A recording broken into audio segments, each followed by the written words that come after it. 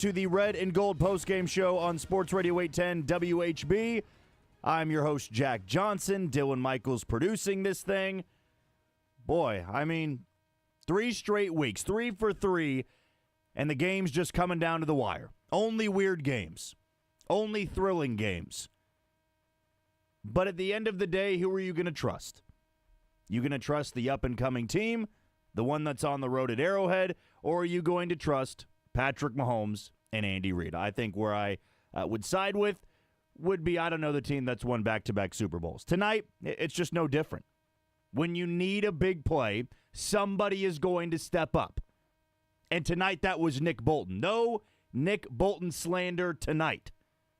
And I'm sure there'll be a lot of praise for the Missouri Tiger on our phone lines. We already have them blowing up right now. And you can call in if you've got any thoughts on the Chiefs' 22-17 win in Atlanta to move to 3-0 on the season.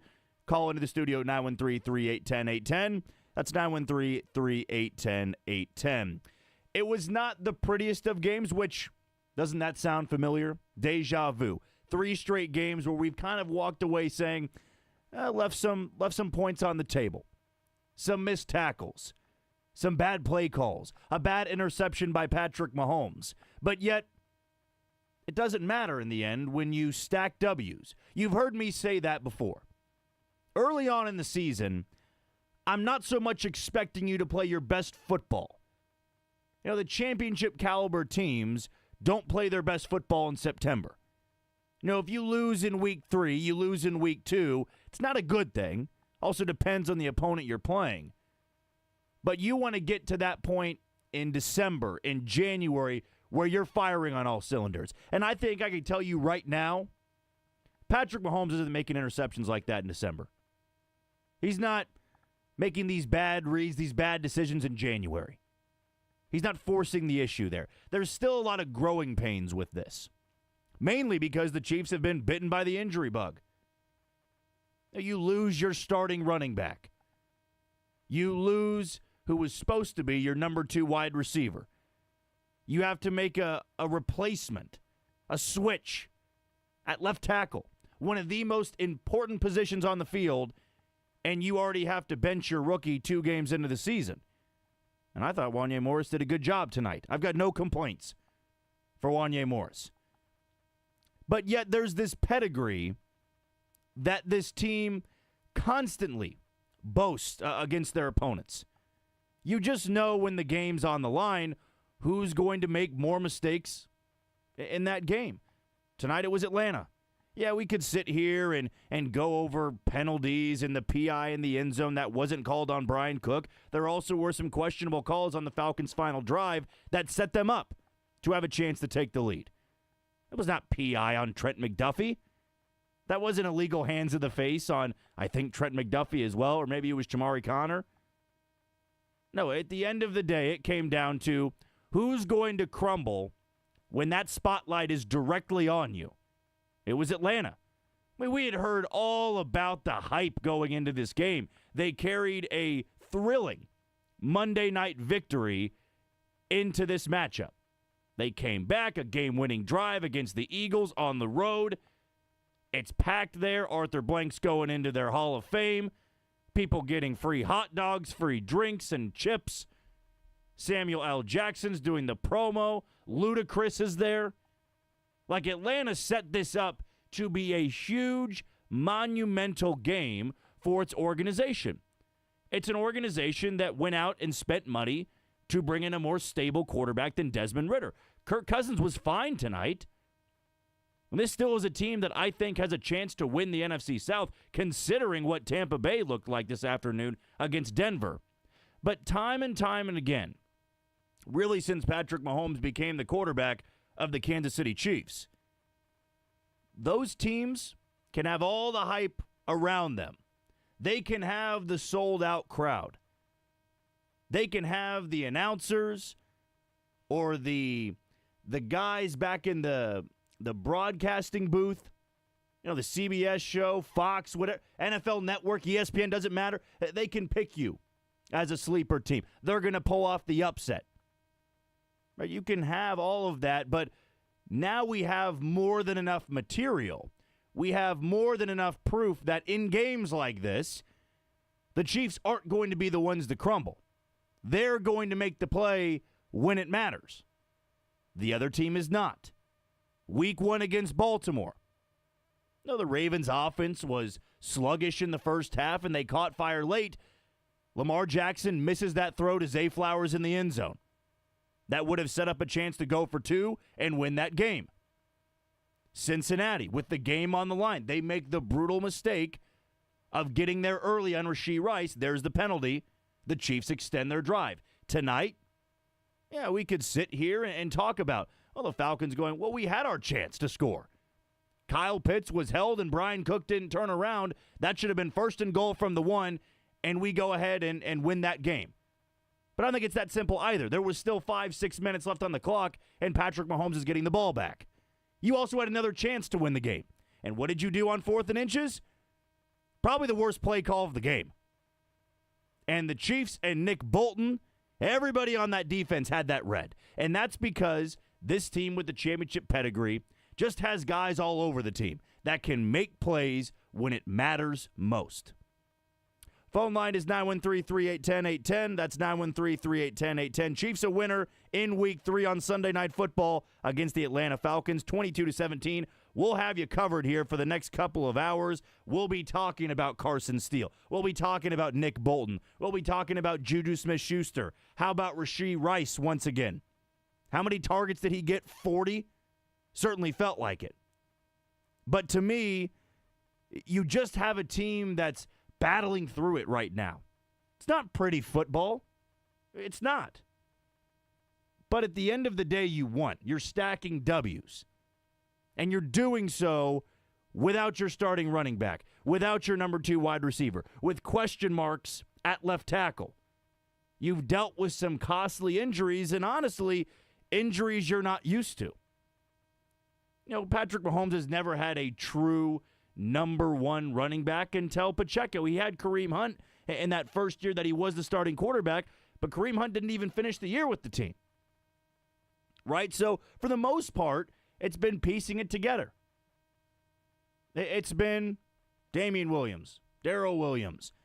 Isaiah Pacheco's there. And now it's Carson Steele. It's Samaje Perine. And I've got plenty of praise for the job that Carson Steele did tonight.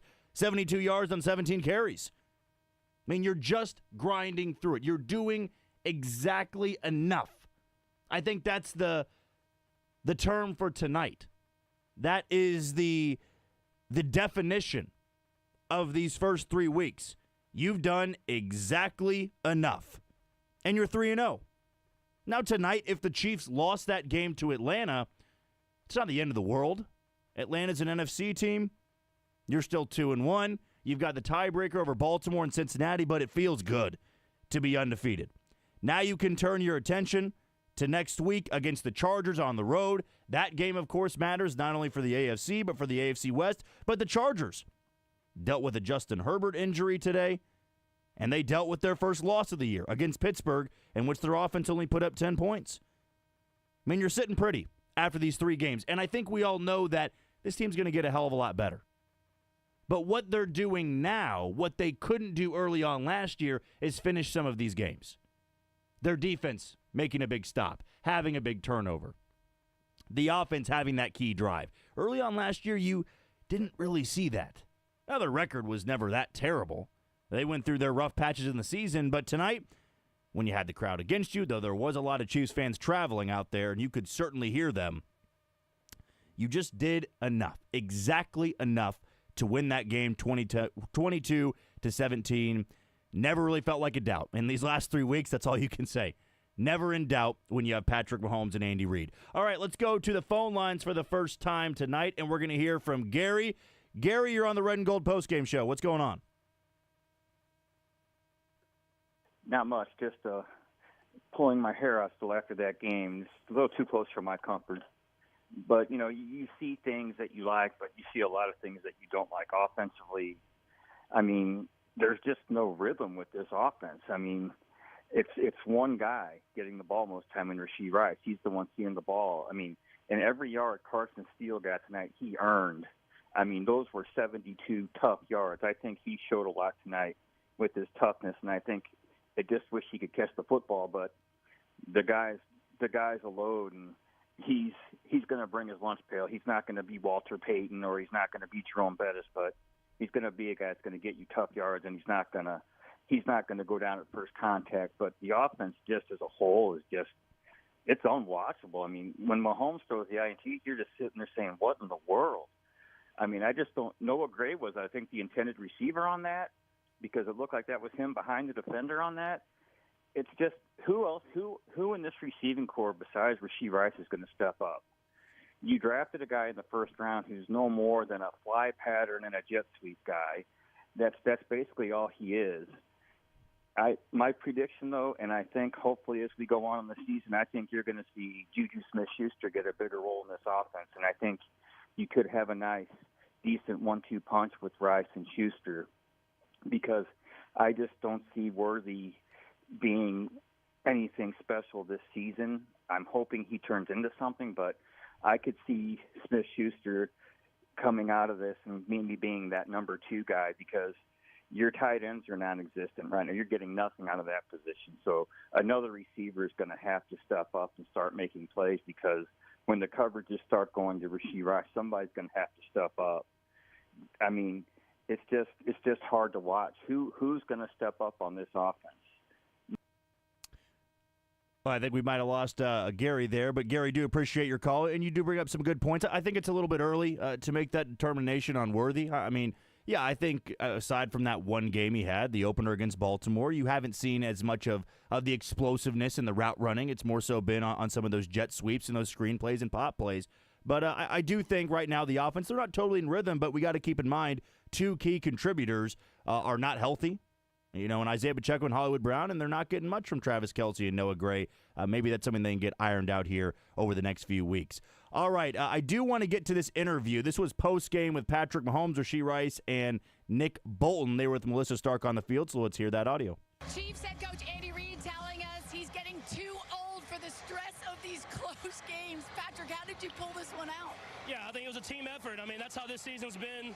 We've been in these moments before. We're going to try to not have them every single week.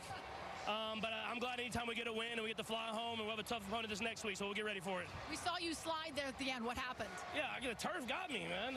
I was trying to just take a knee, and my foot got stuck, but I'm all good. I'm just glad we got a win. And talking about battling it out, Nick, I mean, you came out of the game, you had your back worked on, and then the game-saving play. Walk us through that. Yeah, man, I think it kind of hit us on something similar. Scored a touchdown on it. Kind of similar play. Kind of bust over a little bit, and the big guys got vertical, and Leo made the ball bounce, man. I just shot my gun and made a play. And how's your back? Hey, man, find a way to win, man. We worry about that tomorrow. That got a laugh from everybody. Rashee, your second 100-yard game of the season. How did you have so much success tonight? That guy right there. That's all I got to say. In practice, everything we practice, it comes out here on Sunday. Okay, so then tell me about your chemistry with him. Whatever that man want me to do, I'm going to make sure it happens. Whatever, it don't matter. First down, touchdown, it don't matter. I'm going to make sure I'm there for him every time. Love it. All right, guys, congratulations. Yeah, appreciate you. Thank you, appreciate you. And that was Patrick Mahomes, Rashee Rice, and Nick Bolton with Melissa Stark after the game. I mean, we'll have plenty to say about Rashee Rice, and this might be a little bit premature, but I'd imagine we're going to hear some audio from Rashee Rice later on in the show and a couple of his big-time plays in the Chiefs' 22-17 win over the Atlanta Falcons. Let's go back on the phone lines here. We've been keeping Kyle waiting a little bit too long. Kyle, what's on your mind? Hey, thank you for taking my call. I appreciate it, and you guys do a great show like always, guys. I love listening to A10. So I appreciate you guys, everything you guys do on the radio. First things first, I think Carson Steele and when Isaiah Pacheco comes back, and with St. Pirine, I think we got a good 1-2-3 counterpunch on the running backs. I really do. I think Carson Steele's going to be I mean, he's only a rookie, but I think he should be considered behind Isaiah Pacheco when Isaiah Pacheco comes back. I think we really do have a 1-2-3 counterpunch with the running backs. So that's point number one. Point number two, I thought the defense played better than last week. I thought the defensive line was getting to the quarterback more. And I thought the secondary played better tonight. So I think the defense is starting to click. I mean, like we said, defense starts off slow. But I thought the defense played a lot better tonight. Yeah, they gave up some plays, but they made some big plays when counted too. So the defensive line's getting to the quarterback, which I like to see more, and the secondary's playing better. And thirdly, I thought the offensive line, the left tackle, played good tonight. I think, and Mahomes had plenty of time. Mahomes had a bad first half, but in the second half, Mahomes did what Mahomes needed to do.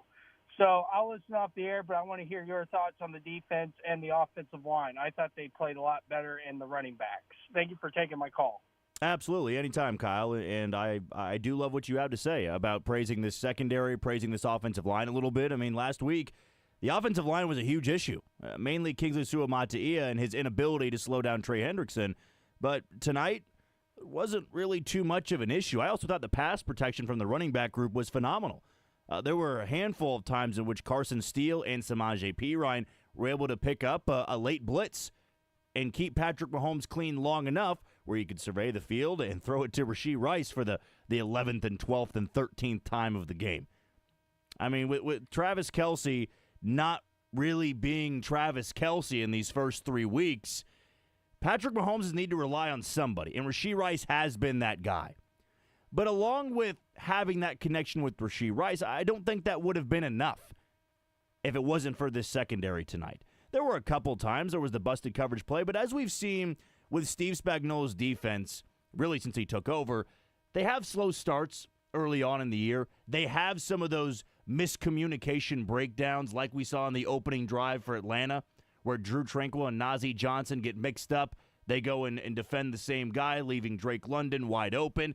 It happens. But what I always evaluate these defenses for in a year-to-year, stretch, how do they adjust? How do they respond after a drive like that? I mean, think about week 1. Baltimore opens up the season with that touchdown on the first drive of the year. Derrick Henry gets into the end zone. The Chiefs' defense adjusted. Week 2, the Bengals drive down the field. They only get a field goal, but it was a very effortless drive. Tonight, Atlanta scores, and the Chiefs only give up 10 points the rest of the game. I thought they were good enough, exactly enough, as we've been saying throughout this show, and they were one of the main reasons, as well as this running back room like Carson Steele and Samaje Perine, why the Chiefs won 22-17 tonight in Atlanta. We'll take our first break of the show. You are listening to the Red and Gold Postgame Show on Sports Radio 810 WHB.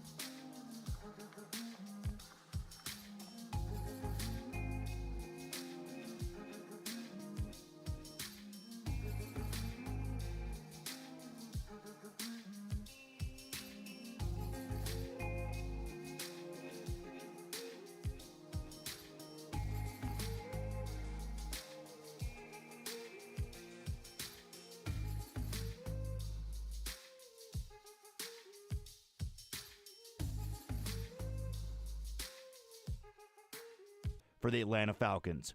You are tuned into the Red and Gold Postgame Show, brought to you by Boda Box Wine. Kick your tailgate party up a notch this football season with Boda Box, the ultimate tailgate wine. Boda Box, this is how we Boda. Please drink responsibly. Sponsored by Boda Box Vineyards, Manteca, California. I do want to hop back on the phone lines here because we have a couple people that have been waiting near 15 to 20 minutes. So let's go to Rodney. Rodney, you're on the Red and Gold Postgame Show. What's going on, man? First, I want to say it changed Carson, not Carson, Leo Chanel entered the competition as the strongest player in the NFL. No linebacker doing that. At his size, no linebacker is taking on two offensive linemen and still able to clean up the tackle. So, yeah, the guy's strong. But I want to give a bit of a defensive mindset on the game. Because I hear a lot of people talk about Worthy not doing nothing. Well, what's going on with Kelsey? Worthy ain't going to get much of nothing because what he did to Baltimore. He put his name out there. What the Falcons was doing, they had a corner and a safety on Worthy, and he was getting boxed. He had his one chance, and Mahomes threw it too late, and it got picked off. And Simmons said it. Dude, you got to bracket him. You got to bracket him. And Travis Kelsey he has a linebacker up under him and the safety Bates right on top of him. He's getting double covered the whole game. Rasheed, the only way the Chiefs is going to win that game is Rasheed Rice going to be in the run game. That was the only way. Worthy was not getting nothing deep no more. They did that one-on-one, and they got lucky that Mahomes threw the ball late and underthrew it, and it got picked off. And they said, not again. We can't take that chance again. The next time Mahomes ain't going to make the same mistake twice. So, I hear a lot of people jumping on Worthy. He's getting double covered. They're not going to let him beat them deep no more. So, I wanted to make that point. But I think Carson Steele was in the game more than he thought he was going to get. Every single carry, he felt it. He felt every single one of them. And you could tell when he came out the game, it looked like he cramped up on his side. He was tired. That looked like exhaustion to me. And it looked like a guy like, hey, welcome to the NFL. That's what a feature back deals with, on top of doubling your carries. You didn't get 20 carries. Isaiah get about 20, 25.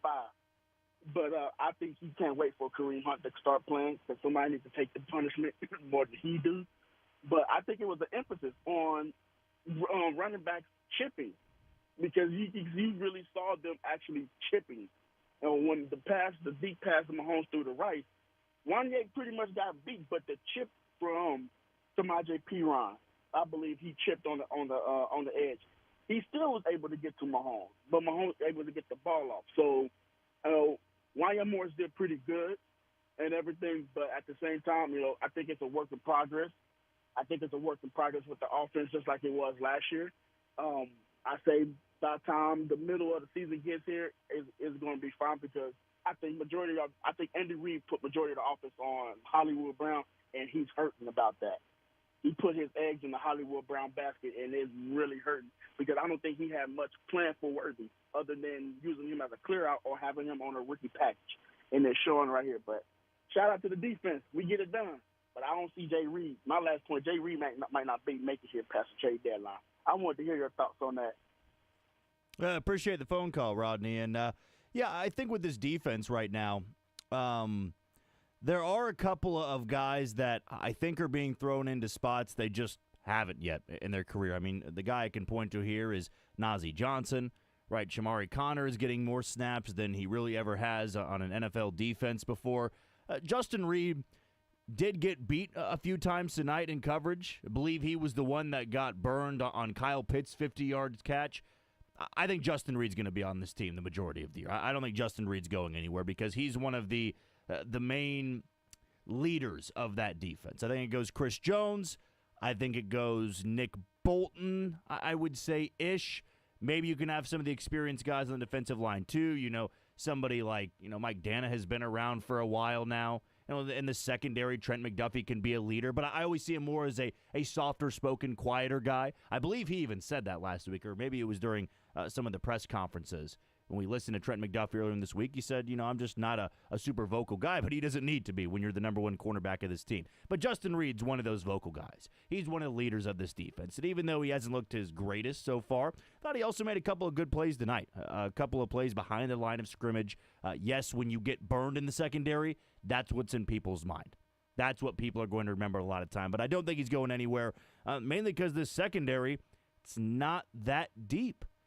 Right? With the safety group, it's going to be Brian Cook and Justin Reid. And if somebody goes down, I would probably say that somebody like a Shamari Connor, maybe Jaden Hicks can get out there. We thought that he might have forced a fumble on that punt.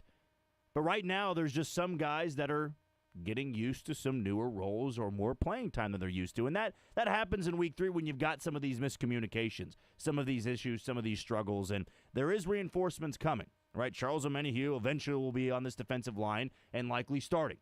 So maybe we can get a better evaluation to what this defense can look like at full strength. I know we're about to have Patrick Mahomes here, should be walking up to the podium any second. We'll hear what he has to say about the 22-17 game. I do want to have one more point there because I believe Rodney brought up the bad interception. I would urge everybody to look inward after these 3 games. And ask yourself, what do you think their record would be if I told you Patrick Mahomes' touchdown to interception ratio right now? Right? He goes 2-2 last week. Right? He goes, what was it tonight? 2-1. So he had a pick in all 3 games. Believe he has, would that be 5 on the season, Dylan? I think it's 5 on the season because I think he had 2 in that opener actually just 1 against Baltimore. Had 2 last week and then had 1 tonight. So 4 total on the season. Right? I think I'm right on those numbers. I'm not. Dylan's telling me 3. I thought it was 4 total. There we go. So it is 4. If I would have told you 3 games into the year, Patrick Mahomes already has a multiple interception game. He's thrown a pick in every single game. What do you think your record would be? What do you think their record would be? 5 TDs, 4 picks is what Dylan is telling me. If I told you that was a touchdown to interception ratio, what do you think the Chiefs' record would be? I think with Cincinnati and Baltimore on the schedule, you would say, maybe 1-2. At best, 2-1. Certainly not 3-0. And then if I factor in, Hollywood Brown is not playing. Isaiah Pacheco got hurt in week 2. Travis Kelce, by the way, let me throw in that. Travis Kelce has yet to find the end zone in these first 3 games. I mean, hell, Wanye Morris and Juju Smith-Schuster have a touchdown this year before Travis Kelce. I'm giving you all these points, and if you were to look inward and ask yourself, what do I think their record would be with all this information provided to me? I don't know how anybody could spin it as, they're 3-0. Especially when Baltimore scores 20+, Cincinnati scores 20+. And you have to play Atlanta on the road without Isaiah Pacheco. I think you can take away some positives with ugly play. As long as they're W's, as long as you keep winning, you just live to fight another week. You just keep on going. And you're not having to worry about what other teams are doing in the AFC. You're not scoreboard watching, and nobody really does in September. No, you're watching today with Baltimore and Dallas, and maybe some of you out there wanted Baltimore to fall to 0-3. Maybe you were actively rooting against the Cowboys, but you're not really worried about what Baltimore's doing if you keep winning. You don't need to worry about Cincinnati against the Commanders when you just keep winning. You don't need to worry about the Chargers, the Broncos, the Raiders. Yeah, you're rooting for them to lose because they're in your division and they're rivals and you don't like them.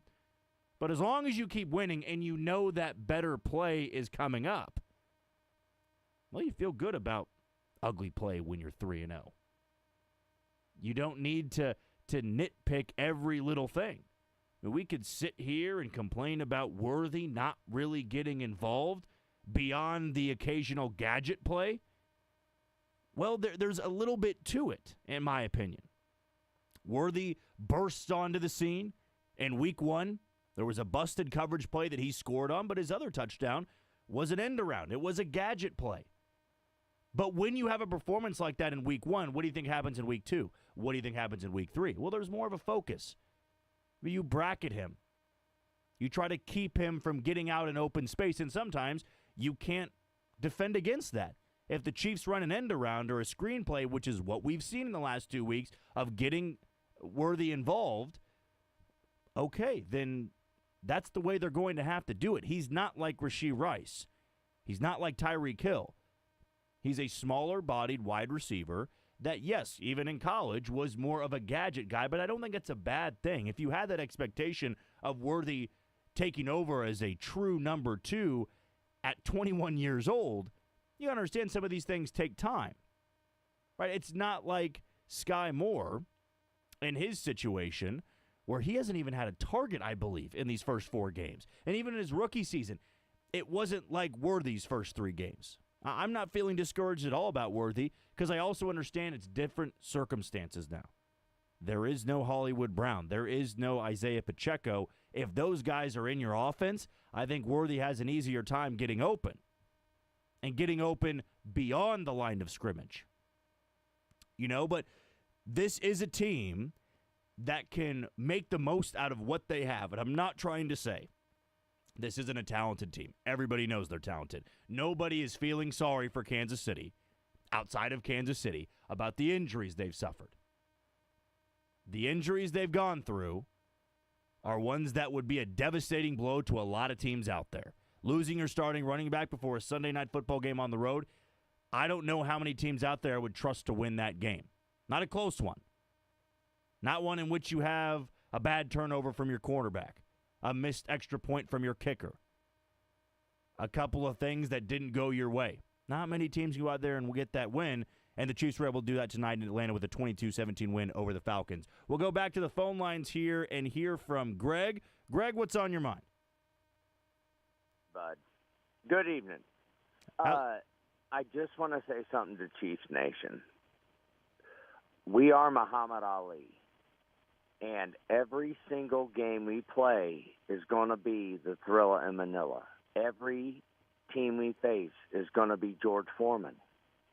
We're ready for it. We've got the championship backbone to take every shot, and let me tell you what, we ain't going to be denied. So everybody can do what they want. Jamar Chase can get folded up and put into a suitcase and whine and whine and whine, which I have to tell you was my favorite part of the game last week. But we're a championship team, and we are Muhammad Ali. And bring it on is all I can say to all the NFL. And I appreciate you guys, and I thank God for Sports Radio 18. I appreciate the phone call, Greg, and appreciate the kind words. Yes, they've got one of the heaviest knockout punches in all of the NFL. And one of the guys who has a good knockout punch is Nick Bolton, who's at the podium right now.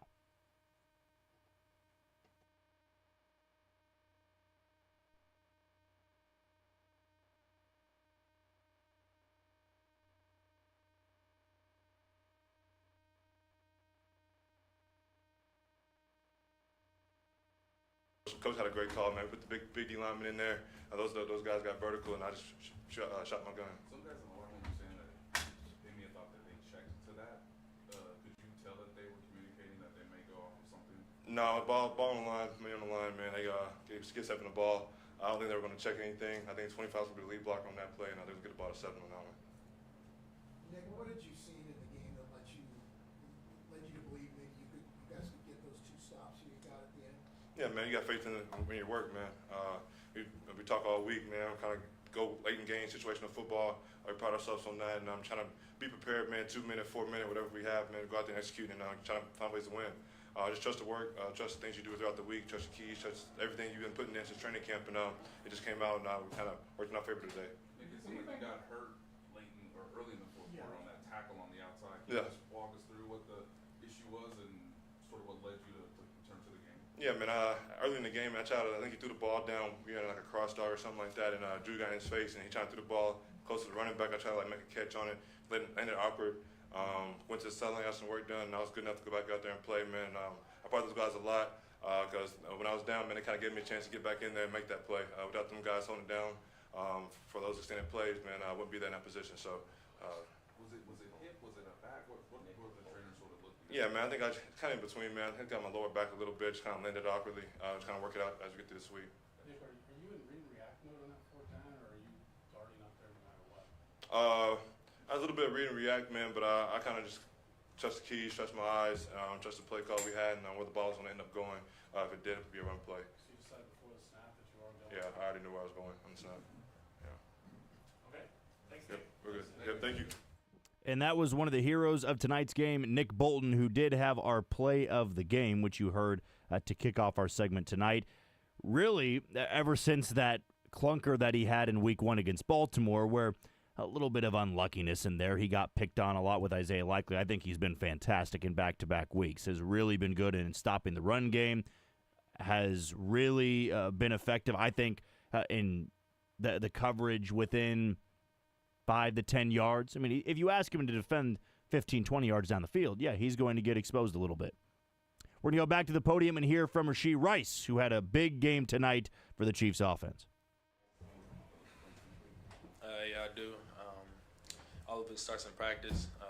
Starting on Tuesday, first day of practice, even in the meeting room, just take everything serious and don't get too comfortable. Rashee, it seemed like the short stuff was open again this week. I wonder if you could take us through what you saw in the Falcons defense and just how specifically you were able to exploit that. Yeah, they played a lot of zone. They kind of gave us a lot of different looks, but they were still zone.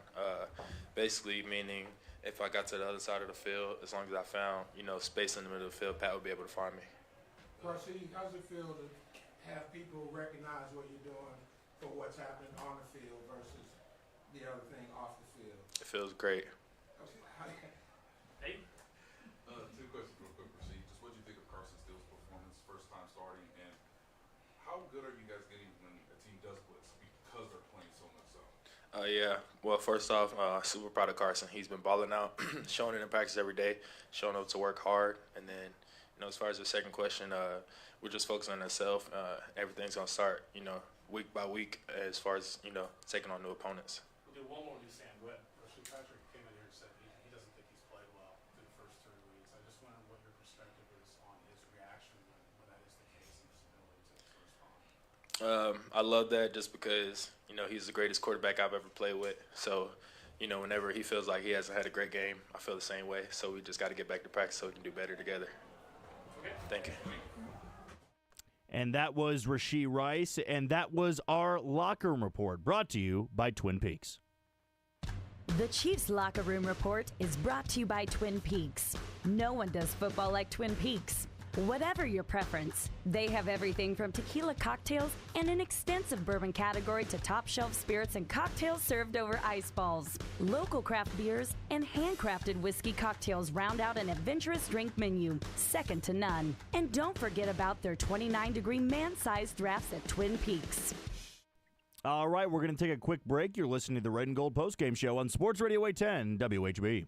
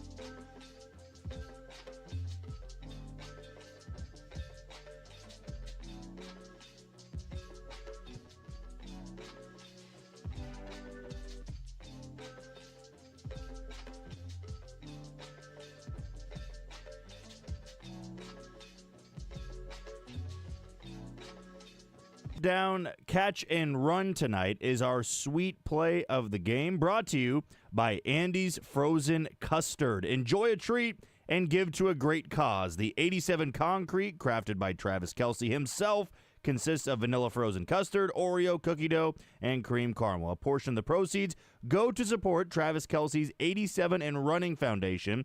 Top your day with a smile at Andy's. And you are tuned in to the Red and Gold Postgame Show, brought to you by Boda Box Wine. Kick your tailgate party up a notch this football season with Boda Box, the ultimate tailgate wine. Boda Box is the premium boxed wine that wins with wine critics. Boda Box, this is how we Boda. Please drink responsibly. Sponsored by Boda Box Vineyards, Manteca, California.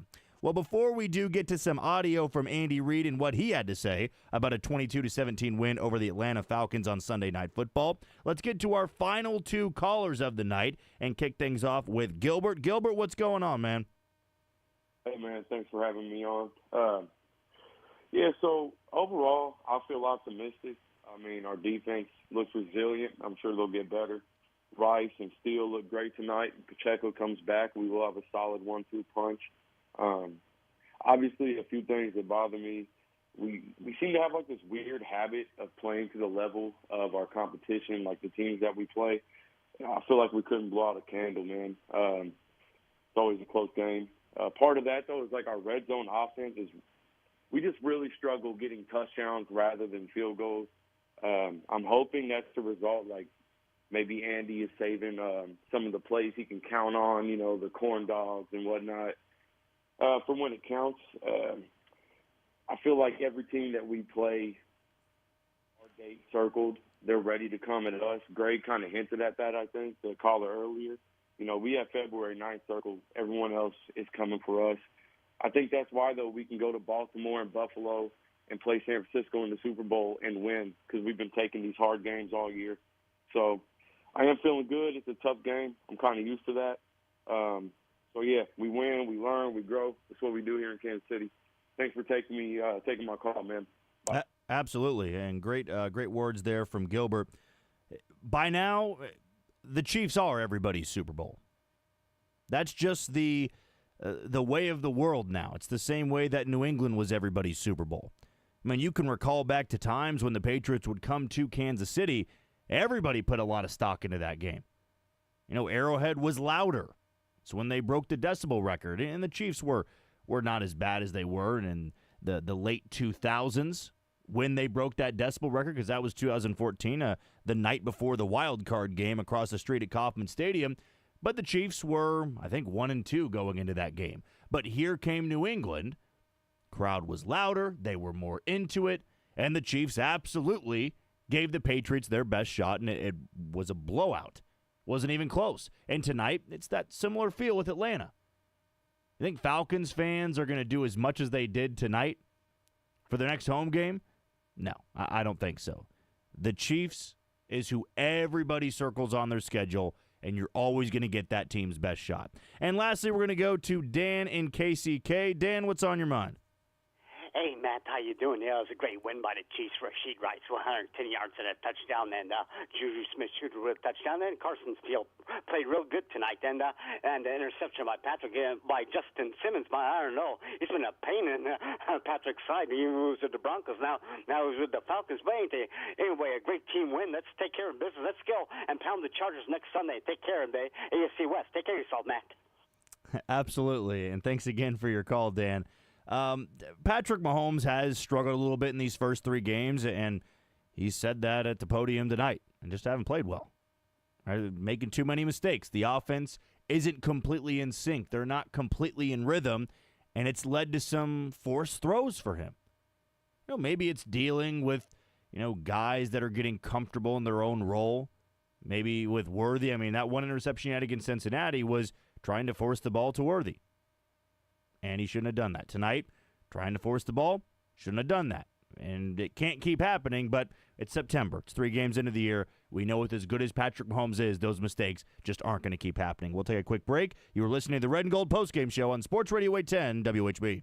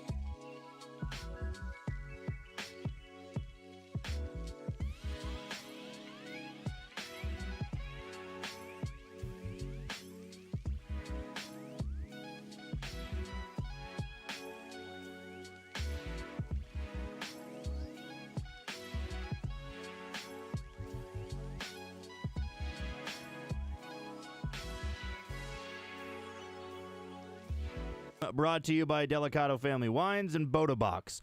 The Boda Box, Stack the Box defensive play of the game, is where you can kick your tailgate party up a notch this football season with Boda Box, the ultimate tailgate wine. Boda Box is the premium boxed wine that wins with wine critics. Boda Box, this is how we Boda. Please drink responsibly. Sponsored by Boda Box Vineyards, Manteca, California.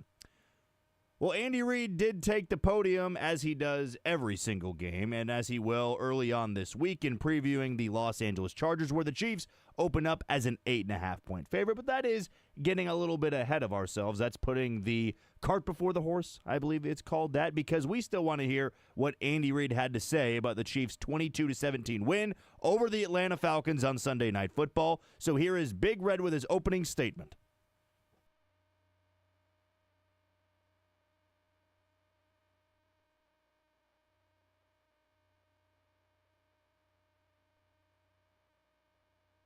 Great hands. They played hard, aggressive, good football, both sides of the ball.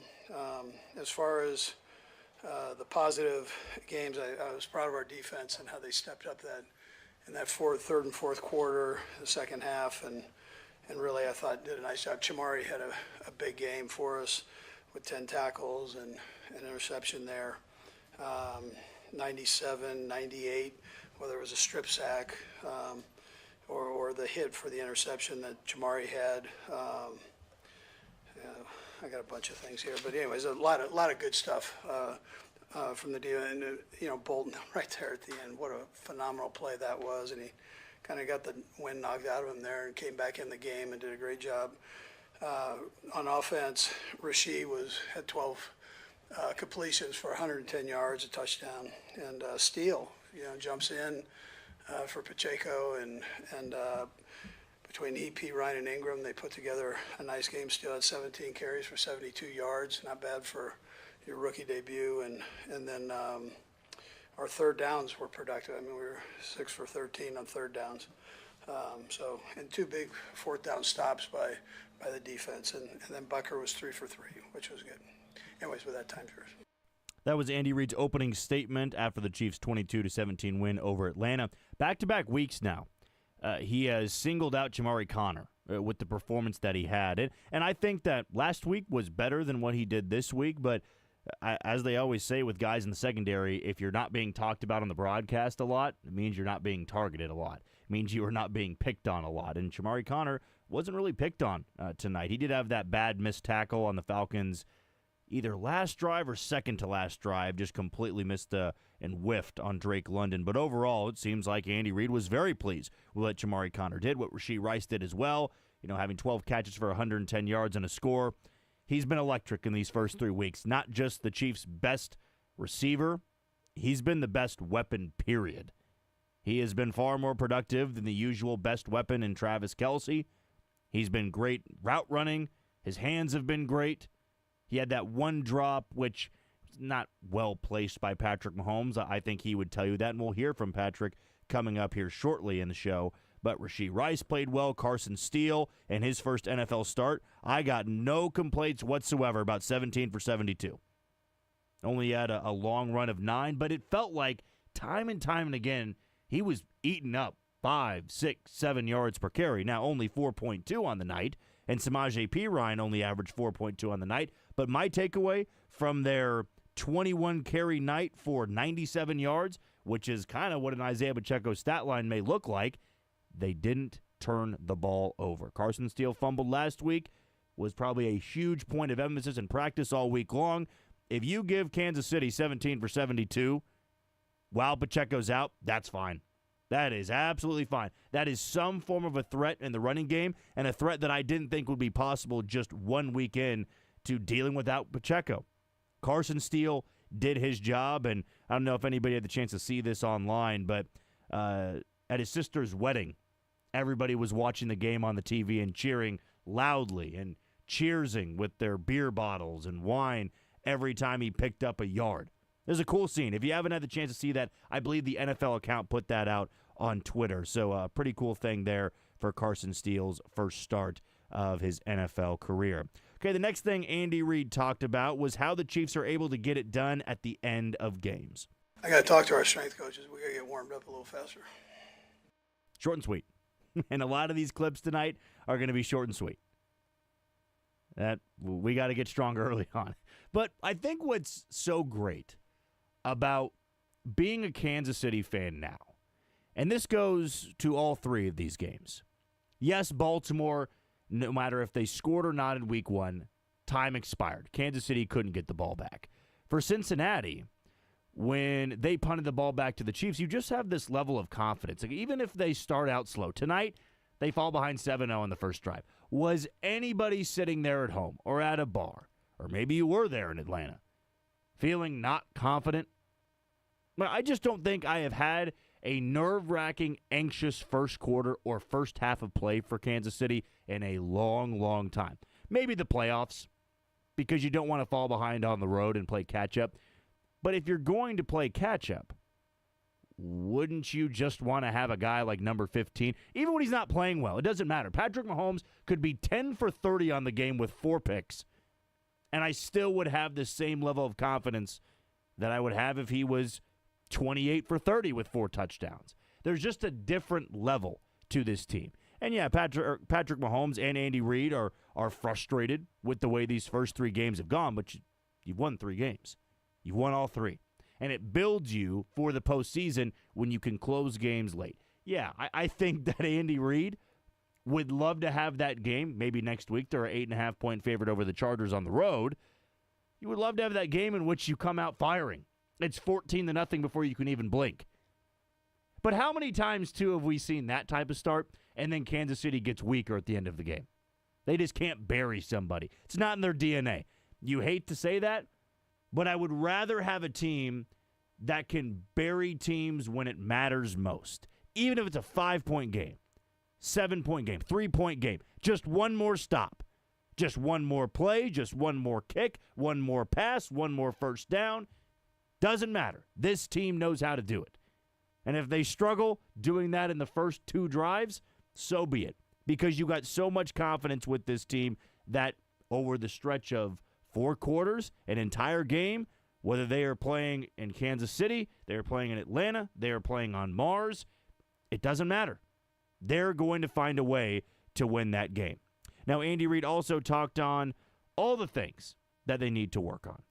Yeah, we got a ton of things to work on, so we'll work on that when we get back, so it's a normal week for us.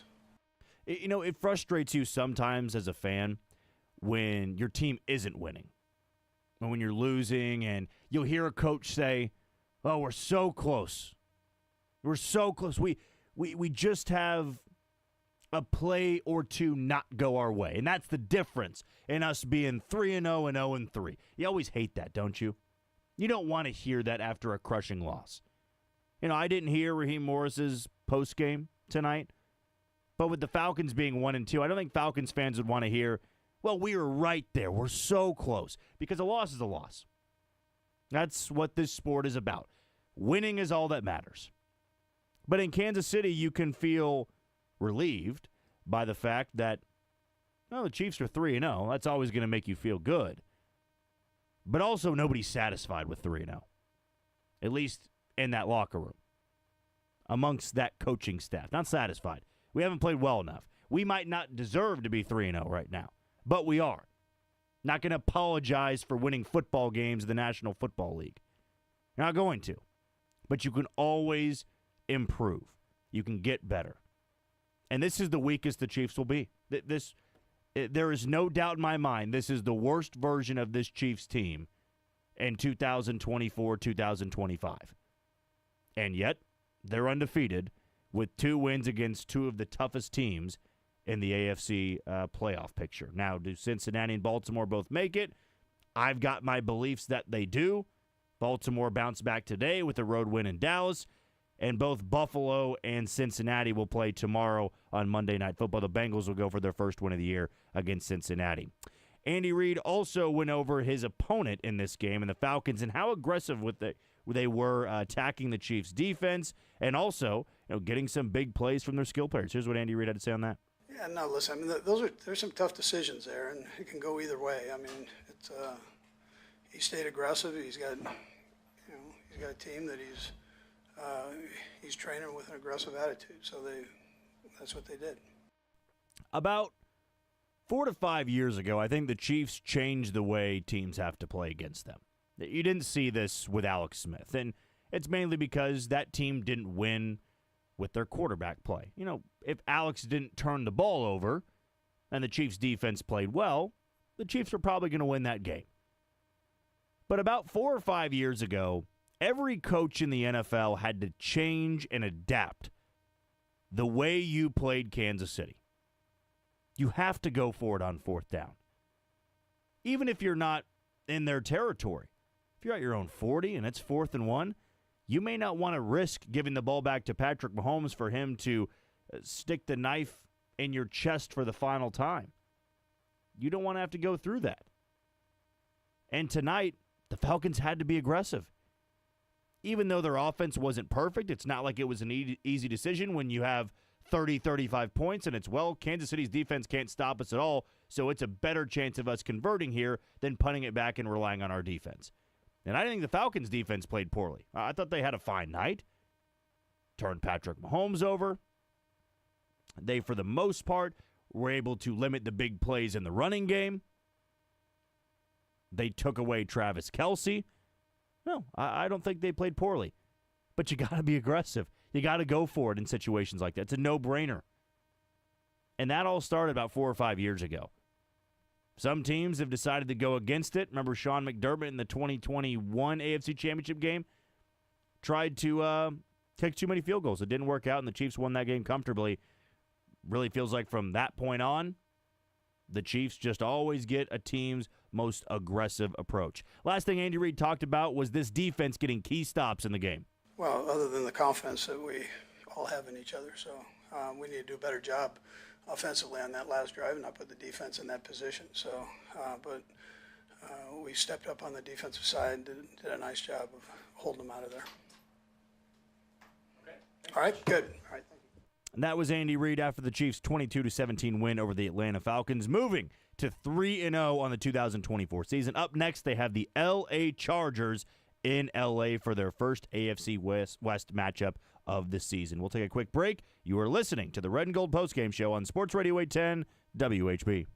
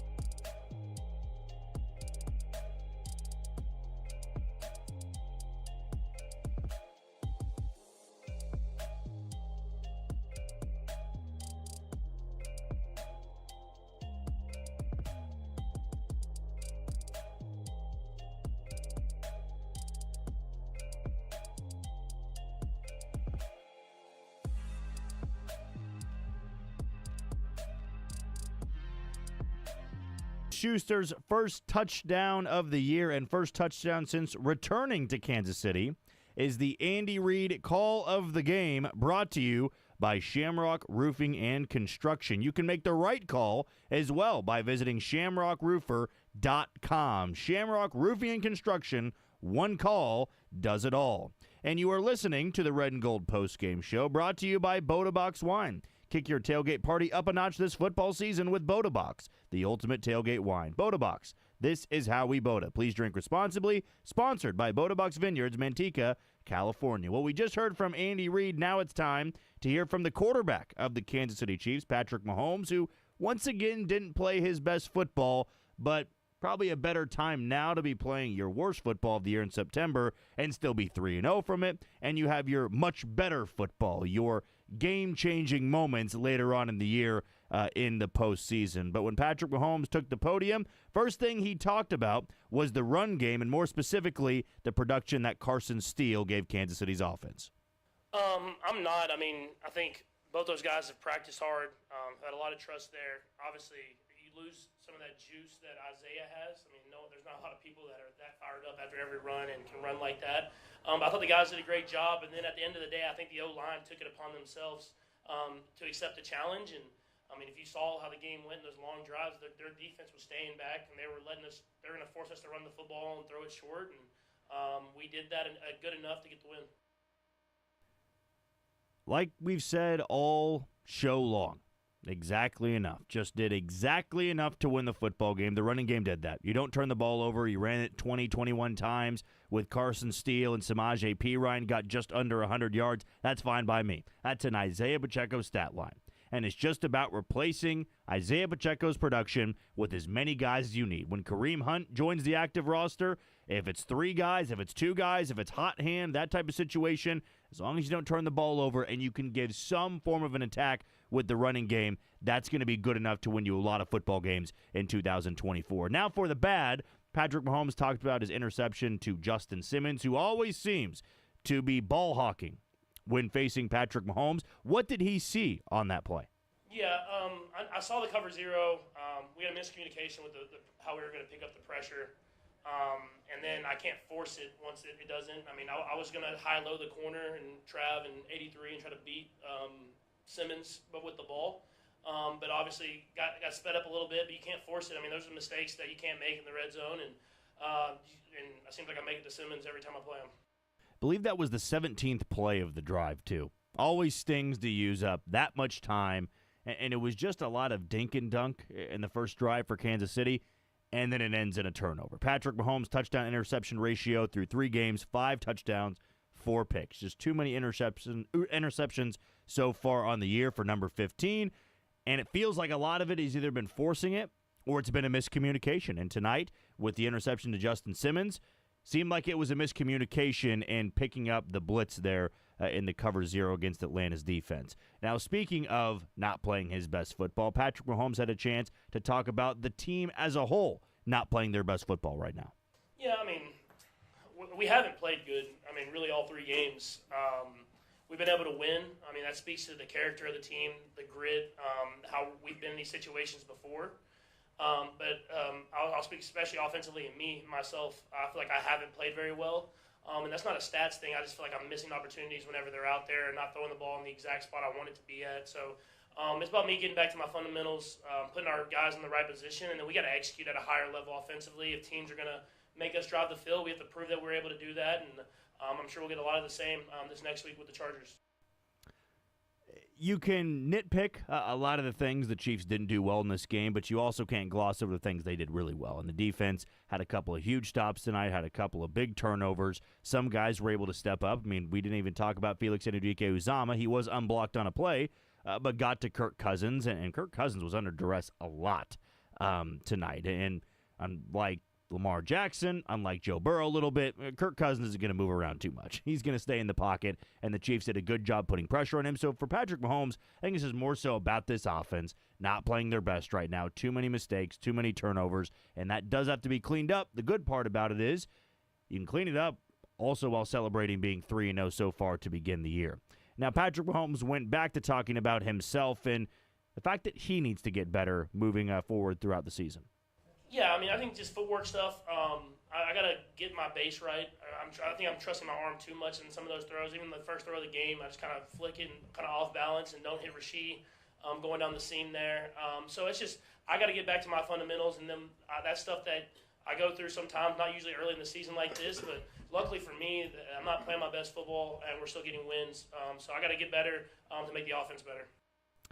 It does have to go back to Patrick Mahomes, and it starts with Patrick Mahomes. When he starts playing better, others around him are going to play better. But this team has dealt with a lot of injuries to key guys as well, and that's going to show from time to time. That's going to be a problematic part for this team navigating through the next 6 to 8 games, longer without Hollywood Brown. But you're hoping by the time you get to January, Patrick Mahomes has been able to iron out everything. The offensive line has been able to iron out everything, play calling, all that type of stuff. And then you can add those players like they'd be a trade deadline acquisition. Bringing in Isaiah Pacheco late in the season. Bringing in Hollywood Brown late in the season. But if you get everybody on the same page by week 7, week 8, week 9, it only makes you better for a deep postseason run this coming January and February. Now, one guy I'm sure a lot of people, and we'll talk with Matt Derrick about this a little bit more in depth, but a lot of people could be worrying about is Travis Kelce. Another game where he wasn't really as productive. They got him involved a little bit on their opening drive in the second half, but Patrick Mahomes did have a chance to talk about Travis Kelce and his production tonight and in these first 3 games. Yeah, I mean it's crazy because teams still, the respect factor they have for Travis is just unreal. I mean, it's well deserved, but we're calling a lot of plays for Travis, and it's like 2 or 3 people are going to him. He understands. I think that's the great thing about him is he wants to make an impact in the game, but he wants to win at the end of the day. And I'm going to try to do my best to keep feeding him the ball whenever he's there and whenever he's open. I think the more Rasheed makes plays, the more we're able to run the football, the more we can get Worthy involved. I think that's going to open Travis up more. People are really emphasizing trying to take him away, and it's getting other guys open. I'm not going to say that I'm panicking because I'm not. I'm not going to panic when you're 3-0, and you're also 3-0 and Travis Kelce hasn't been that involved. My question is, if plays are being called for Travis Kelce, it's never really been an issue in the past of him still having a thumbprint on this game or a footprint on this game. He's found a way to still get his. There's been those games in which he only goes 2 for 15. But 3 games in, you're not seeing a lot of 87. And the Chiefs are still calling plays for him. Patrick Mahomes says, there's 2 guys on him for the most part. But that wasn't always an issue in the past. And when you deal with something like that, you got to find ways to work around it because this offense can't reach its true potential if Travis Kelce isn't a big contributor in this offense. Because eventually Rasheed Rice is not going to have 12 for 110. He's going to have an off game. They're going to find a way to defend Rasheed Rice, and it will be up to the play calling and the connection between Patrick Mahomes and Travis Kelce if they can pick up that slack that maybe Rasheed Rice would have in one of these games this year. We know Rasheed Rice is not going to go for 100 yards every single game, but we also feel like Travis Kelce's not going to have too many games or too many stretches in which he's having this type of production, which isn't much. Patrick Mahomes also gave some praise to the Atlanta Falcons, who did have a very good game tonight, and he expects them to be good for the entire year. Yeah, they're well coached. 2 great safeties, great corners, and they do a good job of executing. Obviously, their goal was to make us drive the field, and they did that. And they made the big turnover there in the red zone. That's a good football team, and I expect them to get better and better because whenever you bring a lot of different pieces in, it takes a little bit to get it going throughout the season. That's going to be a team that's going to make a lot of noise as the season goes on. It's early on in the year, but Atlanta did have a good opportunity tonight with Tampa Bay getting crushed by Denver at home to kind of make their claim or make their push as the best team in the NFC South. I still believe it is Tampa Bay, despite what happened today. That can happen. But Atlanta, they've looked really, really good in back-to-back weeks. And I do agree with Patrick Mahomes. I think that's a team that's only going to get better. There's a lot of good weapons. Drake London, Bijan Robinson, the headliners there. But Darnell Mooney made some big plays tonight. Kyle Pitts, because the Chiefs can't cover tight ends apparently, had a big night. And Kirk Cousins, he can win you football games. He may not win you all the prime time games, Right? He's much better when it's a noon game or a 3:25 game. Just doesn't play that well in prime time. But for Atlanta, you might only need 10 wins to win this division, and Atlanta absolutely can get close to that. Now back to the Chiefs side of things here, and more so offensively. Patrick Mahomes talked about Rashee Rice not only being a top receiver for this team, but being a true number one wide receiver in NFL, right now in the NFL. Honestly, no. I mean, I see it every day. I mean, he's pushing himself. There's always still little things that you want to continue to work on. But, I mean, he's a guy that's going to make plays happen, and he's done a great job of, when they're putting all that attention on Travis, he's making stuff happen underneath. And, I'm sure defenses are going to start adjusting to try to put some more coverage towards him, and that's when Travis will make plays, and that's when Worthy will make plays, or Juju, or whoever that is. And so he's a legit number one receiver. I mean, you see that every single week. He's making more and more plays. I'm super proud of what he's done already, but I think he has another level he can even unlock. I have asked myself a few times in these first 3 weeks of where would this Chiefs team be, especially this offense, if Rashee Rice was suspended, if he wasn't able to play. Because this has been a tremendous jump from year one to year two, and he was damn good in year one. He is, without a doubt, in my opinion, a number one wide receiver. He's not a Justin Jefferson. He's not a Tyreek Hill. He's not a Jamar Chase, even though Chiefs fans have their feelings toward Jamar Chase. Like, I don't think many people right now would consider him to be a year in, year out, 1,000-yard receiver, 10 to 11 touchdowns, because that's a number one wide receiver's total. Now, you get to the 1,000 to 1,500 range, you are a number one wide receiver, and including the postseason last year, Rashee Rice gave the Chiefs that. But so far in these first 3 games, you have seen a significant jump from a good wide receiver, a good young wide receiver, to maybe a top 10 wide receiver in the NFL, maybe even top 5 if he plays in every single game already, year 2 of his career. He's still so young. There's a long way for him to go, but this is a number one wide receiver, not only for Kansas City, but from the NFL standard. I believe with these 3 games, he's put himself on the map for that type of conversation. And lastly, Patrick Mahomes talked about the defense and the performance they had tonight. Yeah, great play. I think it was very similar. He's talked about it was very similar to the play they ran on the goal line. He recognized it, shot his shot, and made a play. The defense has made a couple of those plays. We got to be better offensively of converting some first downs and run the clock out. But it helps when you have a defense that's able to been in those moments before and make those big plays. And it's a team game, and we're winning games, and I feel like we're going to start getting better and better each and every week. And that was Patrick Mahomes after the Chiefs' 22-17 victory over the Atlanta Falcons. We are going to take a quick break, but before that, we wanted to let you know that the sponsor of the Red and Gold Postgame Show is Boda Box Wine. Kick your tailgate party up a notch this football season with Boda Box, the ultimate tailgate wine. Boda Box is the premium box wine that wins with wine critics. Boda Box, this is how we Boda. Please drink responsibly. Sponsored by Boda Box Vineyards, Manteca, California. Again, we're going to take a quick break here. When we come back, we're going to hear from Carson Steele, who talked with the media after the game. You're listening to Sports Radio 810 WHB.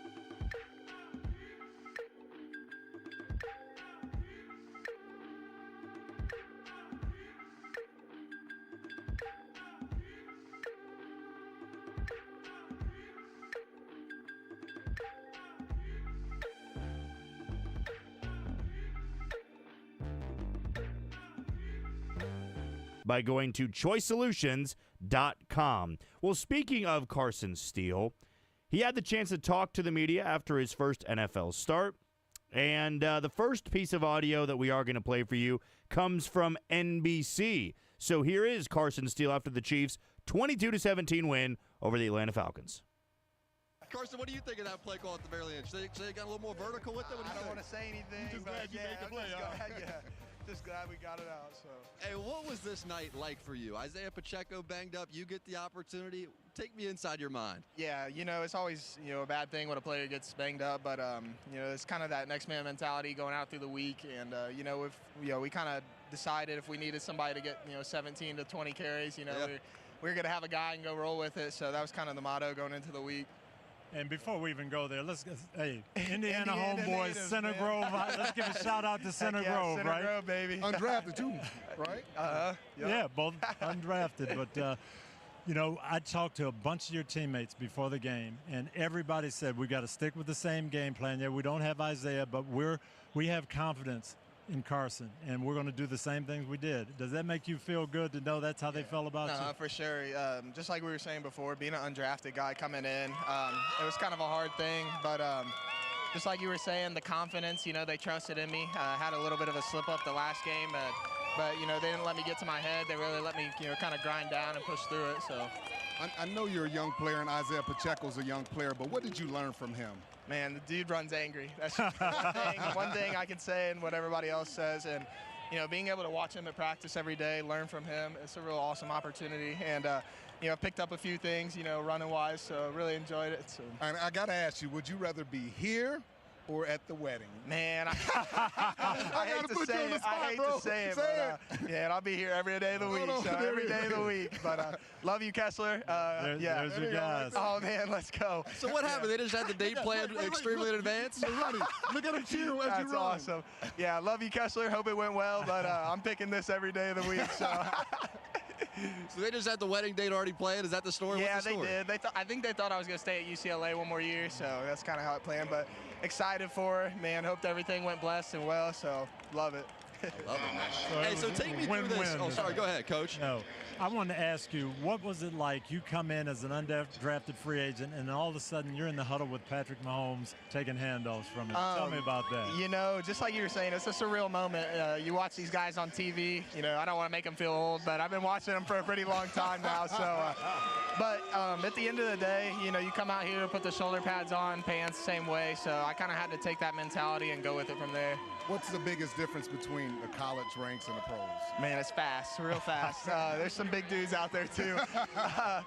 Going in team camp, like one-on-ones. You'll have 7-on-7, stuff like that. With Chris Jones down there, and he's swiping through all of our guys. But it's just been awesome, and definitely picking up all the little techniques. Hey, walk me through some of your biggest plays today. Let's show you a couple of these highlights. I want you to just talk me through them. Here we go. We're going to roll them in. Andy Reid's dialing them up. There he is. Carson Steele. Look at the flow. Look at the flow. You feel that one a little bit? Look at the leg drive, though. Oh, yeah. Where'd you learn that from? Man, I was a little bit of pop, too, but a little bit of me, too, back in the day.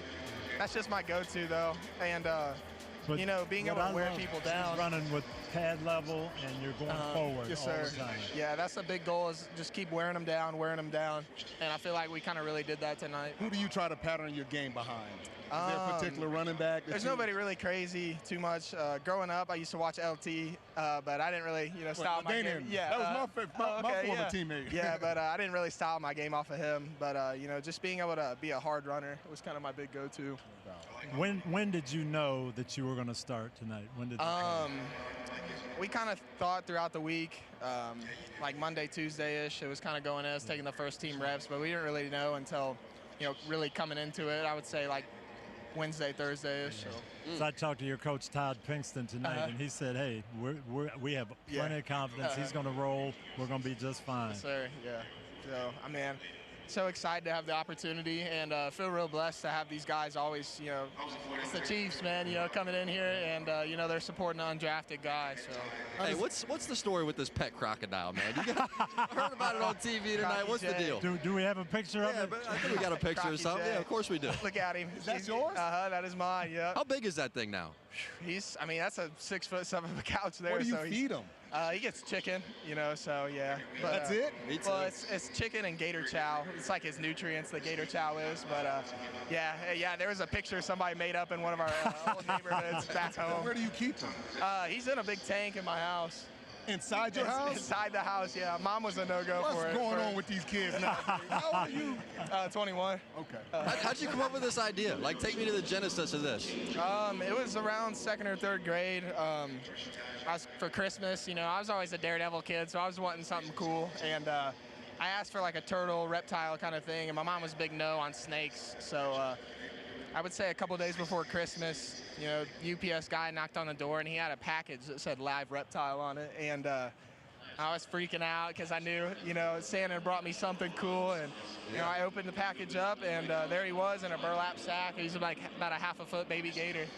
Oh, my. And then he just grew up with you throughout your life? Yeah, I ended up bringing him into school and everything like that, too. So you got to be kidding me. It was awesome. How does it feel that Andy Reid has so much confidence in you? It's just amazing. Like I was saying, the opportunity, it was a big thing for me, and I just knew I kind of had to go and take it, especially, I had the little bum up, last week, but, he threw me back out there and had some key things coming back into that game and coming into this week as well, too. So very thankful for him. Tell you what, man, we're big fans of you. What a game this was. What a dub this was for you. And then you really putting the ground game on your back at certain moments and getting this done. 72 yards. Can I be honest with That's you? awesome. Yes. We were watching the game, and for a second, Jack was like, well, I don't see what the big deal is about this guy. And then all of a sudden, you started running that thing, and he changed his mind. So now he's a fan. I'm an Isaiah Pacheco fan by nature. He was hating on you at first, Carson. I had to see him play first. Hard. I had to see him. Rodney, you got to call me out like that, Coach. Can you believe it? I need some backup out here. All right, let's hear from the head coach, Andy Reid. How about this guy, though? You got to get home, feed that croc, man. You got to get you out of here. Congratulations. Absolutely. And that was Carson Steele on NBC after the Chiefs' 22-17 win over the Atlanta Falcons. In his first NFL start, 17 carries for 72 yards for an average of 4.2 yards per carry.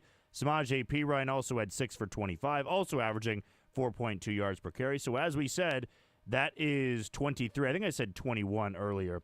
23 carries for 97 yards. It's kind of what Isaiah Pacheco would give you, maybe a little bit more than that. But as long as you don't turn over the football, I think we can all be very pleased about what Carson Steele and Samaje Perine did in their first game without Isaiah Pacheco. Now, next week against the Chargers, who knows if Kareem Hunt is going to be involved in that running back room. Seemed like he was close to being activated this week, but sometimes the Chiefs can have a little bit of a smokescreen with that. Maybe he wasn't that close. They were just trying to keep the Falcons on their toes. Could be seeing Kareem Hunt, though, this coming Sunday, and I'll be very curious to see what type of role he has. But at this point in time, it appears Carson Steele is the number one running back for the Kansas City Chiefs until Isaiah Pacheco would get healthy enough to be that number one back again. But great reps for him, a great experience for him. Had to miss his sister's wedding because of it, but everybody at his sister's wedding did not miss the game as they were cheering on Carson Steele at the wedding. And, it's funny that for a lot of people out there, you get frustrated going to weddings because it's during football season. I haven't heard of too many Sunday night weddings, but it's not my wedding to deal with or figure out or plan for. But what they did plan for is to have a giant TV there to have the Chiefs and the Falcons on. So a really cool moment tonight for Carson Steele and his family. Lots of great things happening for him in the first couple weeks of the NFL season. We're going to take a quick break here, but a reminder that you're listening to the Red and Gold Postgame Show, brought to you by Boda Box Wine. Kick your tailgate party up a notch this football season with Boda Box, the ultimate tailgate wine. Boda Box, this is how we Boda. Please drink responsibly. Sponsored by Boda Box Vineyards, Manteca, California. We'll take a quick break. When we come back, we'll either be talking with Matt Derrick, who's brought to you by Cap One Lending, or we're going to talk about Travis Kelce again and maybe the lack of production that he's had in the first 3 games of the season. You were listening to Sports Radio 810 WHB.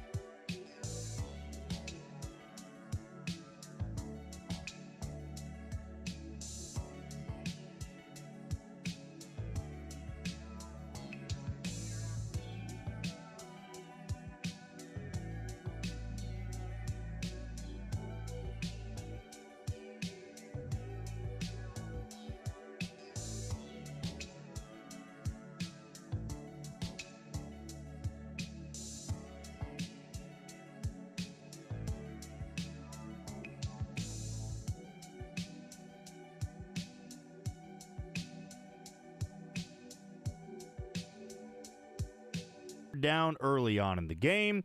And the Give Them the Green Light Award is brought to you by Green Light Dispensary, the unofficial sponsor of Kansas City's favorite football team. Look for the Green Light Stadium flyover banners at your favorite games this fall. GreenLightDispensary.com.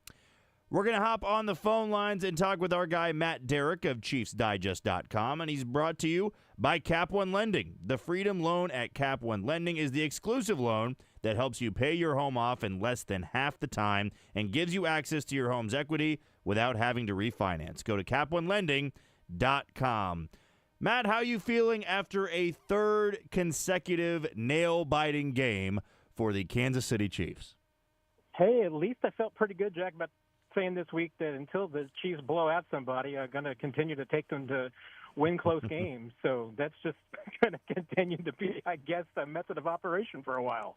So I guess if you are having these tight games, and obviously these first three games haven't been pretty, but they are 3-0. So when you walk away from these first 3 weeks, Matt, what are some of your takeaways? That, hey, 3-0 is 3-0, or are there some things that maybe are going to concern you longer than just a couple of weeks?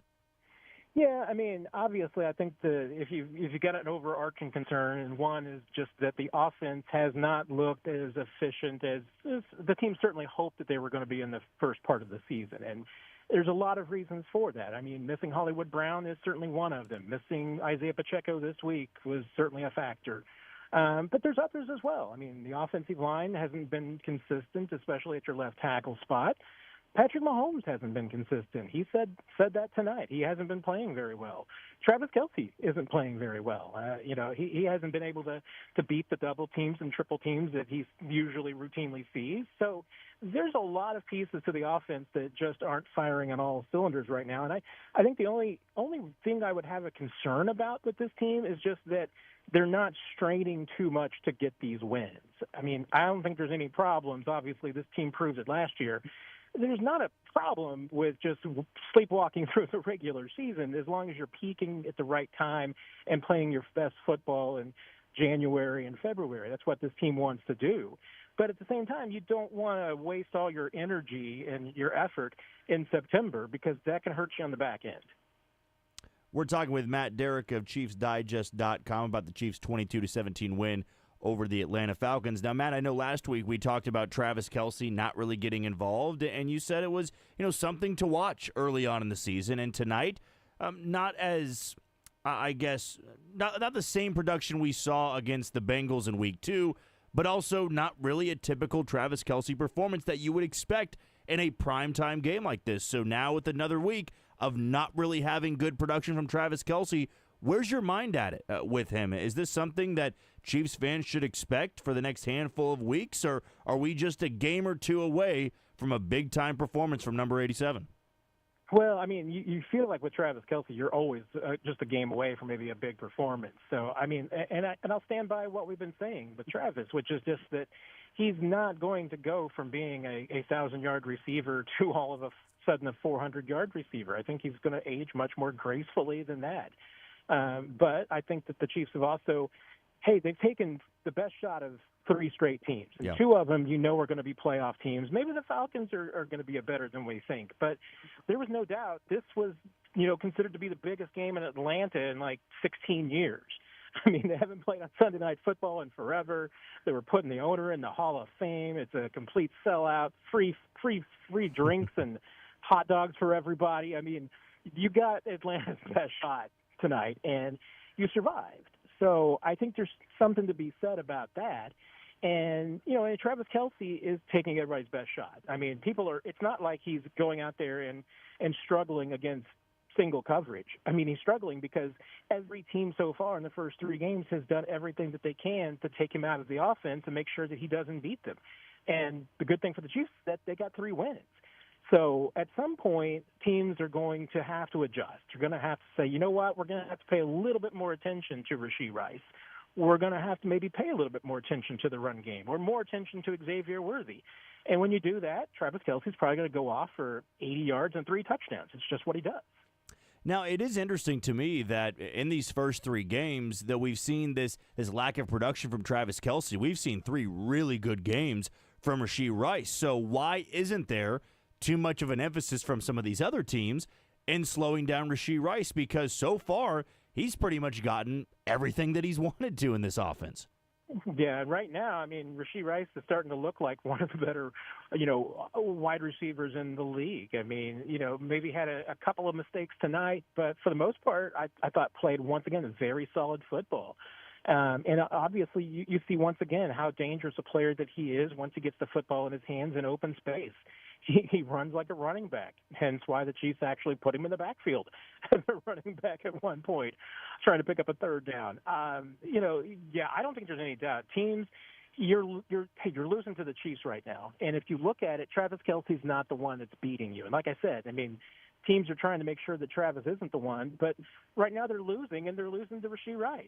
So they're going to have to start, I think, making some adjustments. And like I said, when teams start doing that, I think it's going to open some things up for Travis Kelce, and it'll probably open some things up for Xavier Worthy and other players too.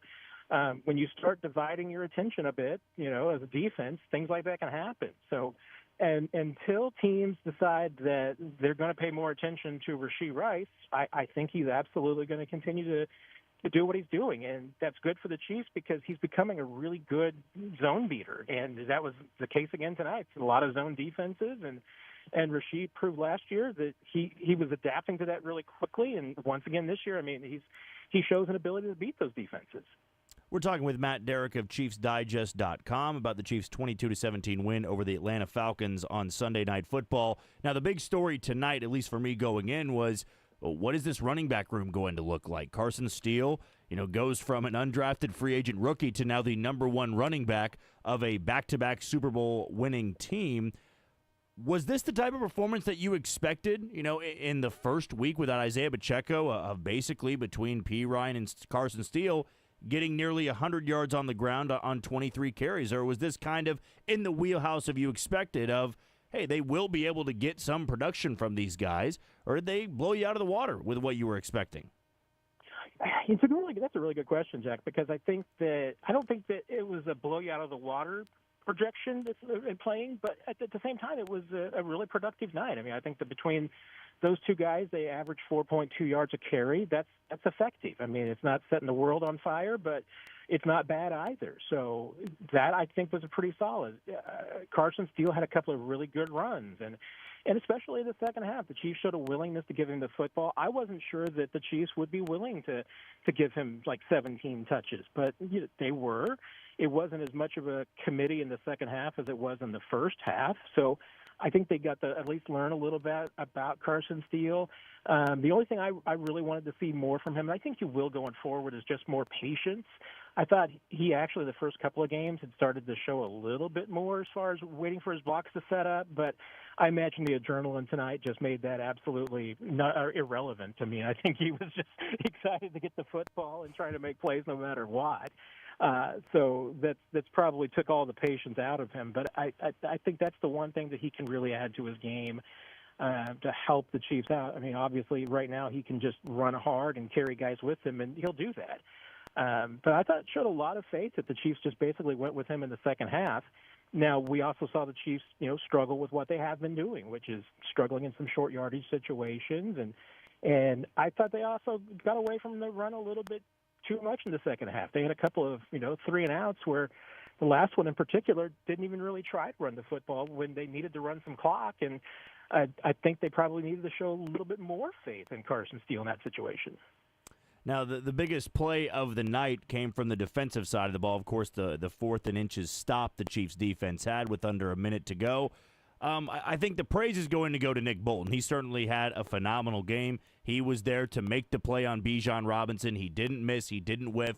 He was able to wrap him up long enough for everybody else on the defense to pile on Robinson and get that stop to end the game. But what a lot of people seem to be talking about was what Leo Chenal was able to do on that play of taking on 2 Falcons offensive linemen to open up and free up that spot for Nick Bolton. So what did you see from the linebacking core tonight as a whole, and how far have they come really from that struggle that they had in the Week 1 performance against the Ravens? Yeah, and I thought Bolton was starting to show signs of getting better and more comfortable last week. And this week, even though it looks like maybe he was battling a back injury or something in the second half, I know Andy Reid didn't mention it among his injuries, but it certainly, obviously Bolton came off for a few plays. It looked like he was struggling with something and was just fighting to be out there, and yet through it, comes up with a couple of tackles for a loss. The linebacker group as a unit, I think, did play better. Obviously, you can go to the first Falcons touchdown, and Drew Tranquil and Nazeeh Johnson were out there and had the miscommunication. Ideally, you're never going to have a linebacker split out on a guy like Bijan Robinson on the sideline, the boundary. But, the Chiefs got into a look like that, and Falcons took advantage of it and were able to create that kind of miscommunication. But I thought that, the linebacker group as a whole played pretty well. I think this was definitely Nick Bolton's best game. He had several big plays, and I thought he was doing a good job getting in the passing lanes as well. And he was getting used on some blitzes downhill, and that's really what Nick Bolton does best. And I think the Chiefs were even able to better utilize him, and that's probably an indication of just him feeling like the rust is getting off, and he's able to play faster, and Spags can kind of get him back to doing what he's best suited for. But Leo making plays like that's just, I think, the growing evolution of Leo Chenal. Leo's able to make plays when it's not just making a tackle. Sometimes it's freeing up other guys, and Leo's one of those guys that is really good at those things. And lastly, Matt, we really appreciate your time. I want to talk a little bit about the left tackle position. Wanye Morris gets the start tonight over Kingsley Suamataia. So just 2 weeks into his NFL career, Suamataia does find himself at the number 2 spot on the depth chart. What is going to be the plan moving forward? Is it Wanye Morris's job, basically until he were to lose it again to Kingsley Suamataia, or are they going to rotate again? Is it going to be a position battle every single week? How do you see this left tackle position being sorted out over the next handful of weeks? Yeah, it's a good question, although I just don't think that Andy Reid and Andy Heck are the kind of coaches that want to see the position go back and forth. So I think it's one of those things that it's probably Wanye's position until they feel like Kingsley is ready to go back in there again. And if they do that, then I feel like that they think that Kingsley's good to do it for the remainder of the season. They did feel like he needed a little bit of a mental break, but they also felt like he just needed to get back to some fundamentals and work on execution and technique a little bit. If they feel like next week that he's ready to take over, I think they will be willing to go back to Kingsley at any time.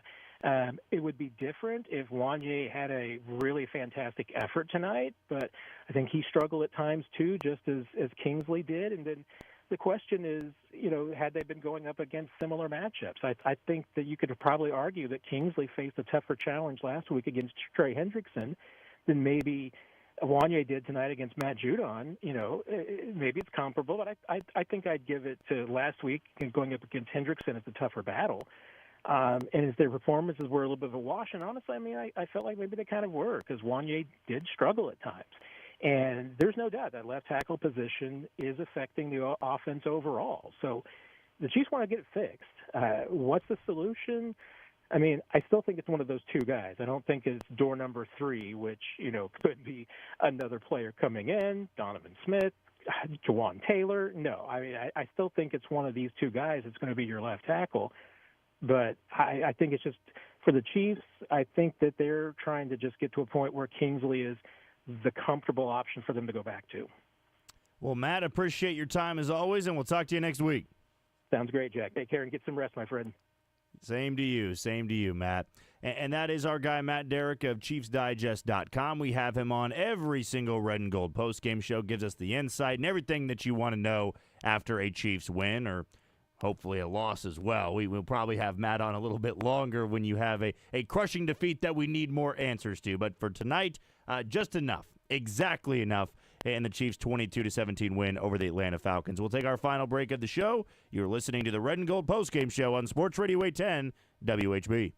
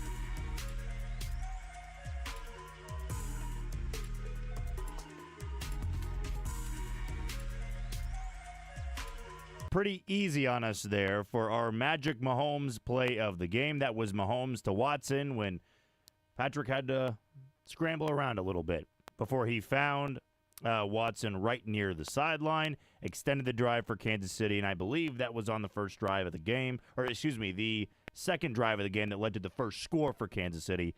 So, yes, the magic of Mahomes right there is brought to you by Westlake Ace Hardware.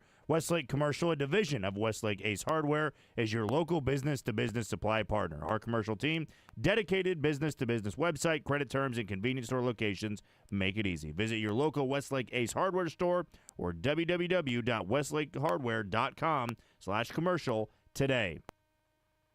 Well, the Chiefs get it done tonight, 22-17 on the road in Atlanta, their first road game of the year. It was a big night for the Falcons. As you heard from Matt Derrick, it was one of the first times they were on Sunday Night Football in a number of years, maybe their biggest game in the last decade or so, really, since the Super Bowl, in which they blew it 28-3 to the New England Patriots. But as for a regular season game and for the hype around that team, this was a big one tonight for the Falcons. But yet it is Kansas City that gets it done. They are 3-0. They haven't played their most perfect football yet. Patrick Mahomes knows that. Andy Reid says there's a lot to work on. But you can't complain about 3-0 because whether they dominated these games or they won them like they have, 3-0 is 3-0. In fact, in the AFC playoff picture right now, if you're into it, if you're one of those sickos out there that likes the scoreboard watch as early as week 3 in the NFL season, they right now are only one of two teams in the AFC that are 3-0. Buffalo goes tomorrow night. They are undefeated, and they will be at home against the Jacksonville Jaguars, so they could join the Chiefs and the Steelers as the only 3-0 teams in the AFC. And on the NFC side, Seattle is 3-0, and Minnesota is 3-0. So a lot of teams already have suffered their first loss on the year, and a lot of surprise teams so far, but it's not surprising that the Chiefs are one of those teams that remain undefeated. Up next, they're going to have the Los Angeles Chargers, their first AFC West showdown of the year. The Chiefs enter as an 8.5-point favorite. The total at 39.5. Kickoff will be at 3:25, and we're going to have you covered with the Red and Gold Postgame Show immediately following that game next Sunday. If you missed any of our show tonight, you can always check it out on the podcast page. We talked about a lot, everything you needed to know in that 22-17 win over Atlanta. But until next week for Chiefs and Chargers, you take it easy, Kansas City.